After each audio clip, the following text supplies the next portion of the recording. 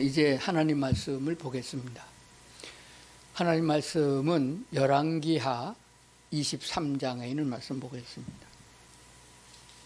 열왕기하 23장 25절부터 26절까지 2절 봉독해 드리겠습니다.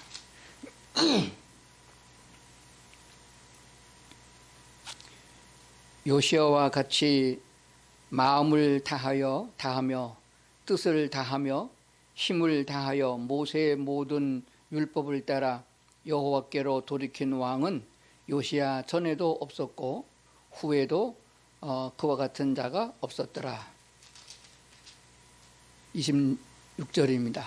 그러나 여호와께서 유다를 향하여 내리신 그 크게 타오르는 진노를 돌이키지 아니하셨으니 이는 므낫세가 여호와를 경노하게 한 그 모든 경노 때문이라. 아멘. 이스라엘의 초대 왕이 사울 왕이었죠. 사울 왕 후에 다윗 왕이 이스라엘과 유다를 통일해서 온전한 통일 국가를 이루었습니다.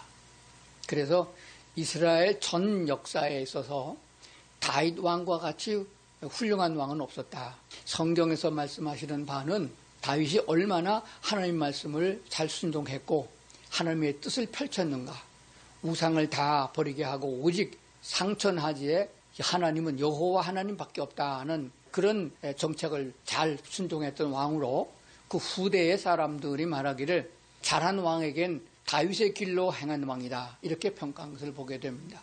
그런데 우리가 지금 표를 보고 있는 것처럼 다윗 왕의 아들 솔로몬이 다윗 왕의 길로 가지 못했어요. 처음에는 잘했는데 끝자락에 가보면은 솔로몬 왕은 우상 숭배를 하게 된 주범이 됩니다. 정책적으로 여러 나라의 공주들을 데려다가 후궁을 삼았는데 그로 말미암아 그 나라가 섬기는 우상이 이스라엘 땅에 들어오게 됐고, 그래서 백성들조차도 우상 숭배하는 역사가 있었습니다. 그래서 솔로몬이 이제 죽고 그의 아들 르호보암이 왕이 되어야 될 참입니다. 그런데 그가 왕이 되려고 했을 적에 젊은 사람들, 자기 또래 사람들의 의견을 들어서 더 아주 강하게 정치를 하겠다고 했습니다. 그래서 장관 행세를 했던 사람 중에 여로보암이라는 사람이 사마리아를 중심한 나라를 세우게 된 겁니다. 그런데 사마리아를 중심해서 나갔던 그 여로보암은 그들이 그때는 지금처럼 국경이 있는 것도 아니고 철조망으로 가로막은 것도 아니기 때문에 왕래가 자유로웠습니다. 그런데 그들이 오랫동안 여호와 하나님을 경외하던 이스라엘 백성들이었기 때문에 유대의 절기가 되면은, 특히 3대 절기가 되면은 이스라엘 사람들은, 남자는 의무적으로 예루살렘 성에 가서 여호와 하나님께 예물을 드려야 됐습니다. 제사를 지내야 되거든요. 그러니까 절기가 되니까 이스라엘 사람들이 다 예루살렘 성으로 가서 하나님께 예배를 드리게 되면은 자기 군사가 다 뺏기고 자기 권세가 희박하게 될 것 같으니까 하나님이 예루살렘 성에만 있는 건 아니다. 상천하지에 어디든지 다 계시는 하나님이다. 그래서 이스라엘 백성들은 여로보암의 명에 따라서 그 동네마다 아주 가까운 곳에 제단을 쌓았습니다. 제단을 쌓아서 거기다가 금송아지를 세워놓고 이게 우리를 인도하는 하나님이다, 여기다가 제사를 지내라. 그러니까 완전히 이거는 이단이요, 하나님을 떠난 우상숭배와 똑같은 그런 상황이 된 거예요. 지금으로 말하면은 교회는 다니면서 하나님의 뜻대로 예배하지 않고 자기네 마음대로 신앙생활을 하는 사람과 같다고 보면 되겠습니다. 그런데 예루살렘에 남아있는 유다 지파는 숫자는 적었고 세금은 적게 거쳤지만은 11조가 적게 들어오잖아요. 그렇지만은 하나님의 말씀하신 법대로 모세오경의 말씀을 따라서 레위 지파를 통해서 제사장을 세우고 그 제사장의 제사 율례를 따라서 하나님께 제사를 드리는 민족으로 남았습니다. 그러니까 여기서 말하는 유다 지파는 무엇을 말하냐 그러면은, 유다 지파는 지금으로 말하면은 하나님의 뜻대로 살려고 하는, 애를 쓰는 그런 사람들이고, 이스라엘 사람들은 하나님을 섬긴다고 하면서 그 멋대로 자기 신을 섬기는 이런 양상이 됐습니다. 초대왕이 여로보암, 그 다음에 나답, 바사, 엘라 이렇게 나가는데 그 오른쪽에 비고란에 제가 써놓은 것이 있습니다.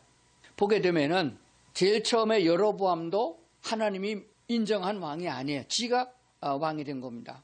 22년 동안 통치를 했고 그 다음에 아들 나답이 왕에 올랐는데 이게 지 아버지보다 더 독재를 한단 말이에요. 그러니까 바사라는 장군이 일어나서 반란을 일으켜가지고 지가 왕이 됐습니다. 그래서 24년을 통치했고 그 아들 엘라가 왕이 됐는데 가만히 보니까 반란을 일으켜가지고서 지 아들을 세워놨단 말이에요.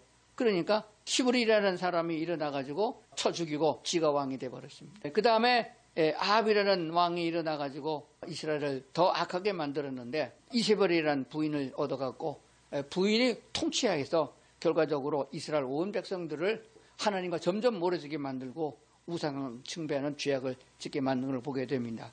그 후에 아하시아가 2년 동안 왕이 되었으나 여호람의 반란에 의해서 죽임을 당하고 예후가 왕위에 올랐습니다. 다 보면 반란을 통해 가지고 반란 쿠데타 아니에요. 쿠데타를 통해서 죽이고 왕이 되고 또 쿠데타 일으켜서 죽이고 왕이 되고 마지막에 호세아 그도 반란을 일으켜서 왕이 됐지만은 그는 결국 아수르 왕 살만 에셀에게 패망하게 되고 맙니다. 그래서 완전히 이스라엘은 망해버리고 맙니다. 그럼 왼쪽에는 유다 왕국의 표를 한번 보시길 바랍니다. 유다는 왕족으로 다윗 왕족의 이름을 쭉 이어나가지고 결과적으로 20대 왕까지 가게 되는 것을 보게 됩니다. 이건 하나님의 섭리와 뜻을 가지고 있습니다. 그런데 유다 왕국도 이스라엘보다는 낫지만은 쿠데타도 적었고 배신자도 적었지만은 하나님의 뜻대로 선한 정치를 베푼 왕이 별로 없어요.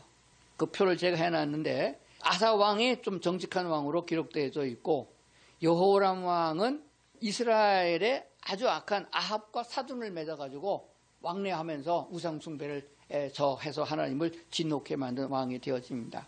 그리고 오늘 제가 말씀드리고자 하는 본문에 나오는 말씀이 되는데 므낫세라는 왕이 나옵니다. 므낫세는 히스기야 왕의 아들인데 히스기야 왕은 그래도 괜찮은 왕이었습니다. 그런 므낫세가 55년 동안이나 왕위에 있으면서 유다 온 땅에 산당을 짓고 온 백성들로 하여금 우상 숭배를 하게 한 아주 악한 왕이었습니다. 하나님의 타오르는 진노. 그래서 부제로다가 므낫세와 요시야 그랬습니다. 므낫세가 너무 악을 많이 행해가지고 산당을 많이 짓고 전각을 많이 짓고 바알 신을 만들어 놓고 아세라 목상을 성전 안에까지 갖다 놓고 하여간 22장 뭐 11개 보게 되면은 20장, 22장, 21, 22장 이렇게 보게 되면은 말로 열거할 수 없을 만큼 많은 죄를 저질렀어요. 그러면서 55년에다가 지 아들 2년, 57년 동안이나 아주 완전히 나라를 바꿔놔 버렸습니다. 일제 36년 정도 되는 우리나라가 일제치하에서 일본말을 배우고 일본 이름을 쓰고 문화가 아주 바뀌었는데 57년 동안이나 우상숭배하게 만들었던 왕치하에서 그 백성들이 이스라엘이나 유다나 차이가 없었어요. 이스라엘이 하나님의 징계를 받아서 망했는데 그걸 보고도 그 짓거리를 하고 있었단 말입니다. 그래도 다행하게도 뭐냐 그러면은 요시야 왕이 일어났단 말이에요. 요시야 왕이 일어나가지고 보니까 이게 아니거든요. 그래가지고서는 그래도 마지막 남아있는 지도자들 제사장들의 도움을 받아가지고 선정을 폈는데 제일 먼저 행한 것이 우상을 타파하는 일입니다. 정각을 산당을 헐어버리고 우상의 제단을 헐어버리고 태양상을 찍어버리고 다 부셔가지고 시냇가에 뿌리고 불태우고 그리고 산당에 제사 지내던 제사장들 다 죽여버리고 이렇게 평정을 했습니다. 그리고 성전이 다 허물었는데 성전을 수리를 안 해가지고 비가 새고 썩고 뭐 난리가 난 거예요. 그래서 바로 이 요시야 왕이 성전 수리를 명했습니다. 헌금 들어오는 걸 자기가 왕궁에 쓰지 않고 다 헌금통에 넣는 돈 다 쏟아부어가지고 수리하는 사람에게 줘가지고 성전 수리를 했는데 성전 수리하다가 어느 구석에 처박혀 있는 율법서를 찾아낸 거예요.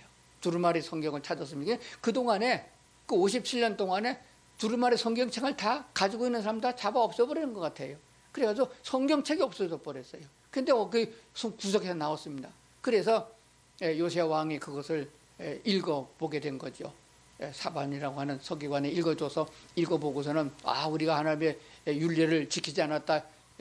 설기도 지키지 않았고 우리가 하나님을 배신했구나. 이거 안 됐구나. 이래서 나라가 이런 어려움을 당하겠구나. 우리의 동족인 이스라엘이 이렇게 패망하고 우리가 유다가 지금 어려운 중에 있다. 그래가지고서는 온 백성들에게 그 성경을 읽어주게 된 겁니다. 이스라엘 백성은 다 이 율법서를 들으라, 여호와께로 돌아오라, 이렇게 한 거예요. 그렇게 되면은 하나님 보시기에 정말로 얼마나 훌륭한 왕이냐. 성경은 오늘 성경 본문대로 뭐라고 기록하고 있습니까? 요시아와 같이 마음을 다하며 뜻을 다하여 힘을 다하여 모세의 모든 율법을 따라 여호와께로 돌이킨 왕은 요시아 전에도 없었고 후에도 그와 같은 자가 없었다. 얼마나 칭찬했습니까? 정말 하나님을 온 몸으로 하나님을 경외하게 했고 백성들조차도 대신들까지도 다 하나님을 경외하도록 돌아오게 한 이런 훌륭한 왕입니다. 그러면은 하나님이 그 백성들에게 축복을 주고 평강을 주고 강건하게 축복을 해줘야 되는데 그렇지는 못했어요. 왜 그렇습니까? 26절에는 뭐라고 했습니까? 그러나 여호와께서 유다를 향하여 내리신 그 크게 타오르는 진노를 돌이키지 않았다.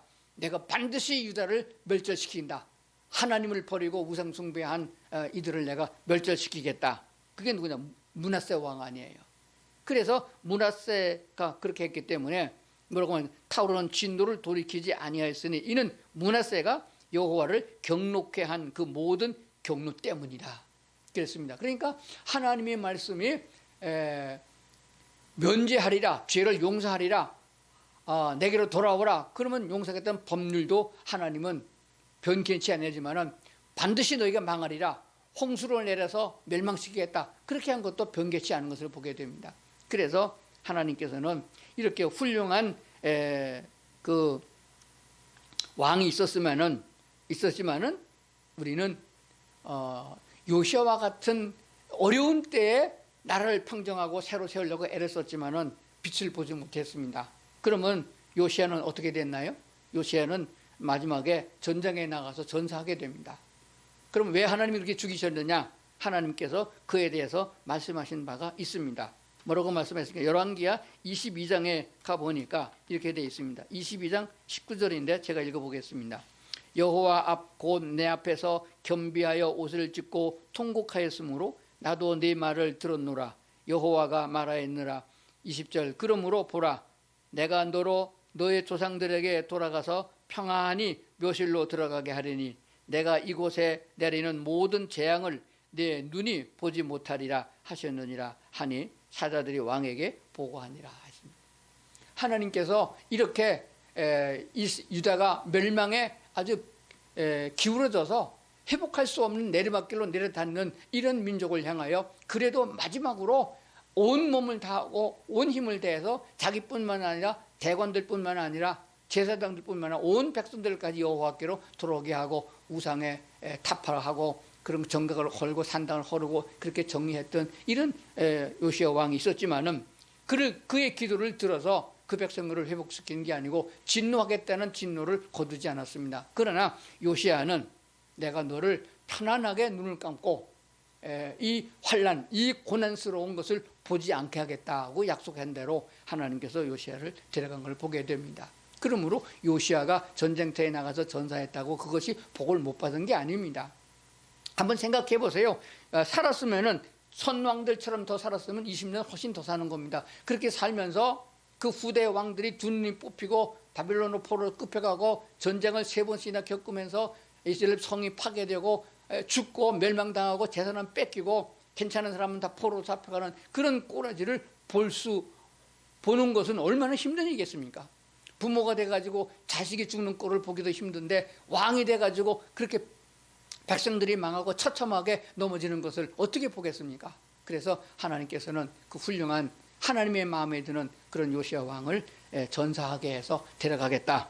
그래서 성경이 약속한 대로 내리는 모든 재앙을 내 눈이 보지 못하리라. 편안하게 돌아가리라. 그래서 마지막에 편안하게 죽은 것도 하나님이 주신 축복이라고 그렇게 믿습니다. 요시아 왕 그의 행적을 우리가 다시 한번 살펴보게 되면 길게 성경에 써주고 있어요. 22장, 21장, 20장 객기 써주고 있는데 정말 눈물겹도록 정말 그렇게 정치를 잘했습니다. 그러나 하나님께서는 그를 데려가게 됐습니다. 여러분 너무 많이 기울어졌기 때문에. 그건 누구 때문이냐?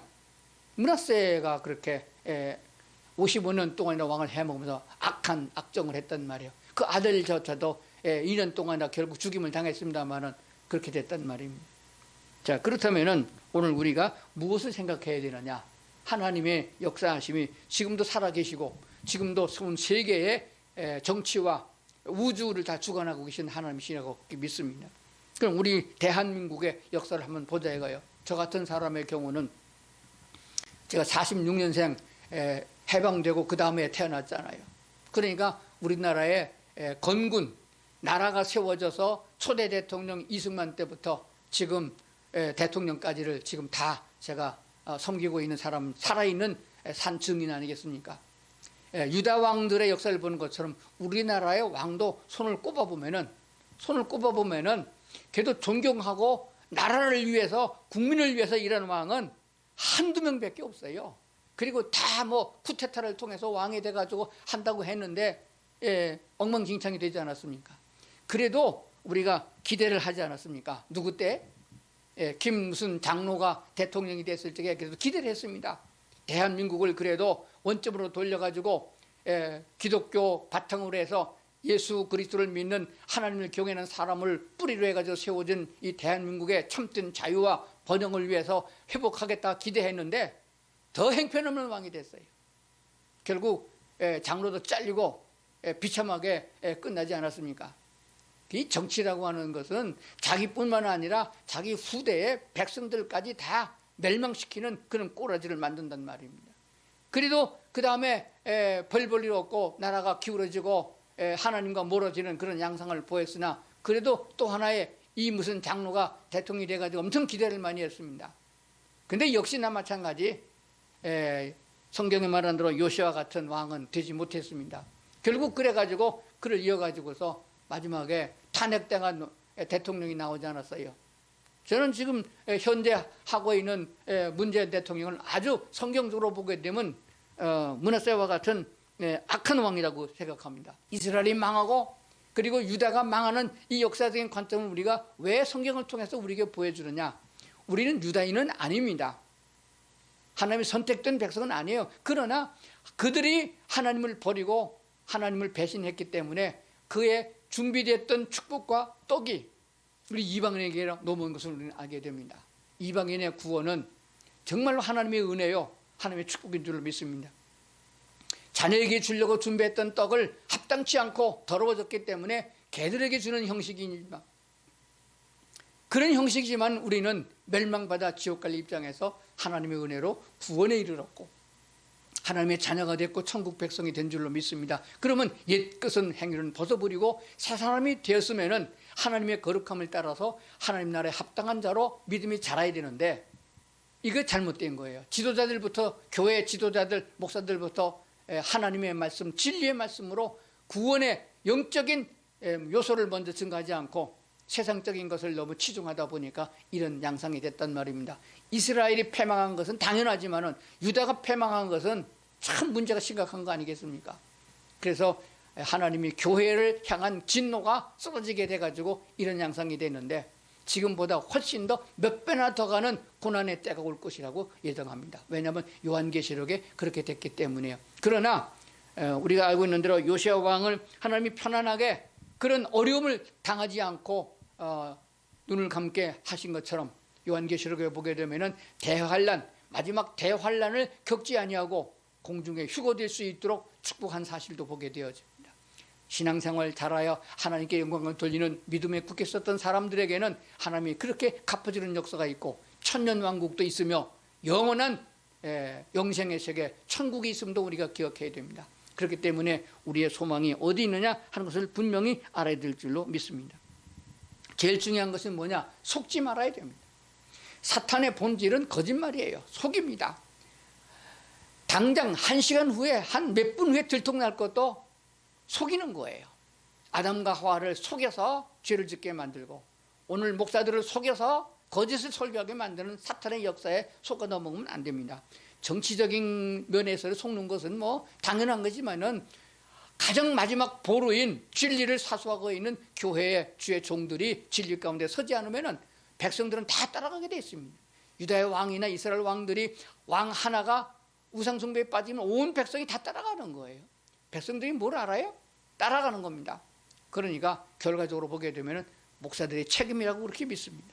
그리고 장래가 있으려고 그러면 젊은이들 차세대에 신경을 더 써야 됩니다. 특별히 우리 군인부대 같은 경우에는 젊은이들 한 명이라도 더 구원하고 구원받은 사람을 양육하고 훈련해서 사회에 정말로 하나님을 경외하는 민족으로 이끌어나가는 영적 지도자를 만들어내가는 사명이 이 황금어장과 같은 군부대 안에 있는데, 지금 코로나 때문에 대면도 하지 못하고 이렇게 영상으로 예배를 인도하고 하는 걸 보면 정말 안타까움을 금할 수가 없습니다. 하나님께 부르짖어 기도해야 된다는 것이에요.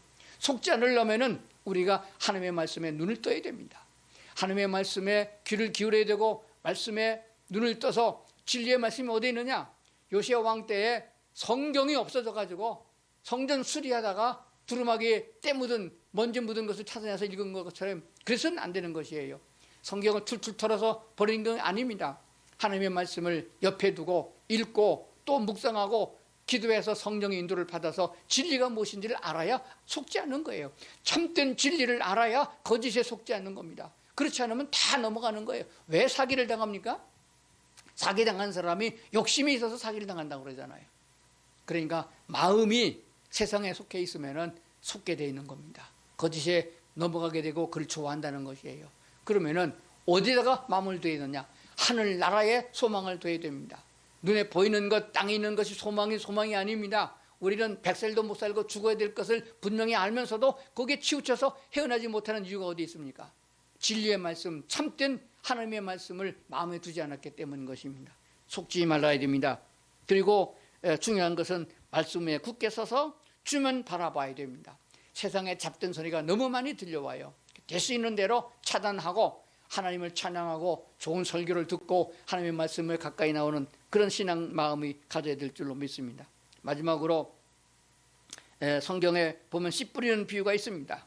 씨 뿌리는 비유는 사복음서에 다 나오게 됩니다. 씨 뿌리는 비유 중에서 사람의 마음은 네 종류의 밭이 있는데 네 번째가 좋은 땅, 옥토라는 땅입니다. 좋은 땅에 떨어진 씨만 결실하게 돼 있다고 성경은 기록하고 있습니다. 자, 그런데 좋은 땅이라고 하는 것은 무엇입니까? 좋은 땅은 말씀을 듣고 그 말씀을 지키고 인내로 결실하는 자라고 그랬는데, 예수님께서는 나중에 제자들에게 그것을 설명해 줬잖아요. 씨는 하나님의 말씀이요, 씨를 뿌리는 자는, 가꾸는 자는 농부요, 그리고 씨가 떨어지는 밭은, 그 땅은 너희들의 마음이다 라고 했습니다. 우리 마음밭이 길가의 밭이나 돌짝밭이나 가시밭이면 결실하지 못합니다. 옥토가 돼야 돼요. 근데 내가 나를, 밭인데 내가 나를 어떻게 개간합니까? 안 되는 거예요.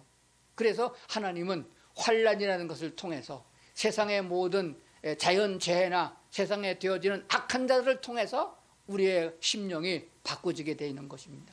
물론 좋은 학교에 가서 좋은 선생님을 만나서 좋은 교육을 받고 교회에 가서 하나님의 말씀을 들음으로 심령의 마음밭이 부드러워지고 하나님의 말씀을 받아서 아멘할 수 있는 수로 바꿔지기도 하지만은, 이미 굳어진 땅, 돌멩이 바위돌이 놓이고 밭에 뿌리가 깊이 빠져 있는 것은 우리가 어떻게 할 수가 없는 거예요. 제가 양평으로 이사 와가지고 텃밭에다가 뽕나무를 심었는데 뽕나무가 얼마나 뿌리가 깊이 빠져나가는지, 온 밭의 뿌리가 완전히 뽕나무 뿌리예요. 그거 캐내려면 이제 포크레인 가져와야 캐낼 것 같아요. 그 정도 되면은 옥토를 만들 수가 없습니다. 그래서 환난이라는 것, 재난이라는 것, 이것은 우리가 세상에서부터 하나님을 바라볼 수 있는 유일한 길이 됩니다. 하나님이 우리를 회개케 하고 옥토로 만들려고 하는 사건인 것입니다.